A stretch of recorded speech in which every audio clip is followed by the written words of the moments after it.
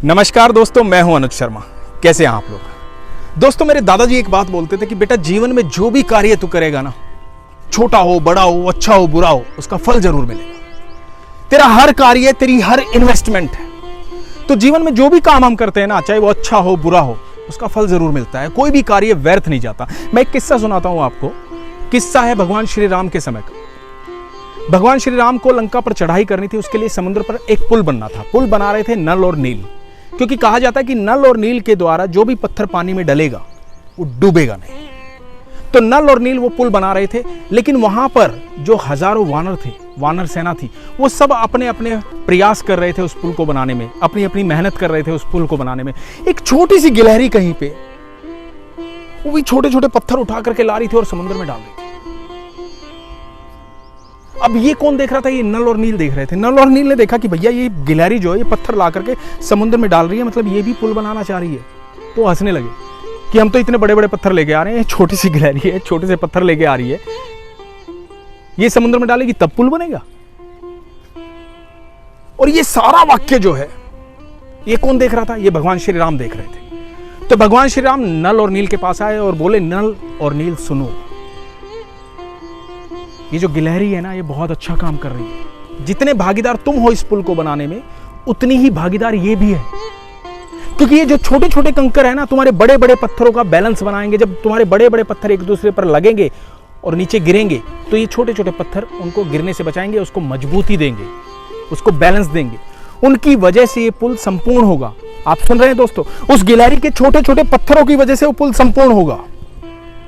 ये भगवान श्री राम ने कहा, क्योंकि ये गिलहरी के छोटे छोटे पत्थर ही उस पुल को मजबूत बनाएंगे, ताकि ये सदियों तक चलेगा, जो आज भी है, जिसे राम सेतु कहा जाता है। तो दोस्तों, आपका छोटा सा प्रयास कौन देख रहा है पता है? कोई भी आपका उपहास उड़ाए, कोई कुछ भी कहे, लेकिन वो आपका हर प्रयास देख रहा है। वो आपसे मोहब्बत करता है। हमें किसी को दिखाना ही नहीं है, हमें अपना कर्म निरंतर करते जाना है।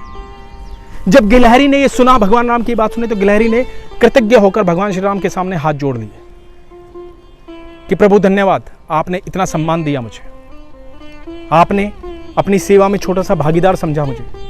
तो कहा जाता है दोस्तों, जब भगवान श्री राम ने उस गिलहरी पर हाथ फिराया अपना, तो आपने देखा होगा गिलहरी की कमर पे 3 निशान होते हैं, ऐसे वो भगवान राम के 3 उंगलियां हैं, ऐसा कहा जाता है। तो दोस्तों, यकीन मानना, जब आप अपने कर्म में ईमानदारी रखते हैं, उसे निस्वार्थ करते हैं, फल की चिंता नहीं करते हैं, जब भगवान श्री कृष्ण कहते हैं कि कर्मण्यवाधिकारस्ते मा फलेषु कदाचन, जब आप निस्वार्थ हो जाते हैं और कर्म करते जाते हैं, अपने कर्म पर विश्वास रखते हैं, उसे प्रेम करते हैं, तो आपको ईश्वर देख रहा होता है और उसका हाथ आपके सर पर होता है। तो आप कहीं भी मात नहीं खा सकते हैं। दोस्तों, जब बड़ी दीवार बनती है ना, तो मिस्त्री क्या करता है? बड़ी बड़ी ईंटें उठाता है और ईंटों से दीवार बनाता है।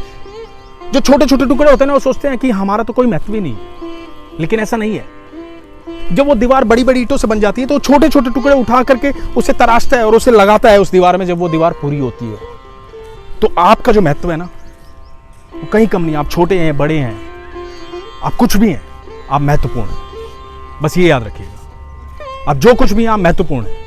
तो दुनिया को बदलने के लिए आपका होना जरूरी है, क्योंकि दुनिया जो है वो आपकी वजह से है।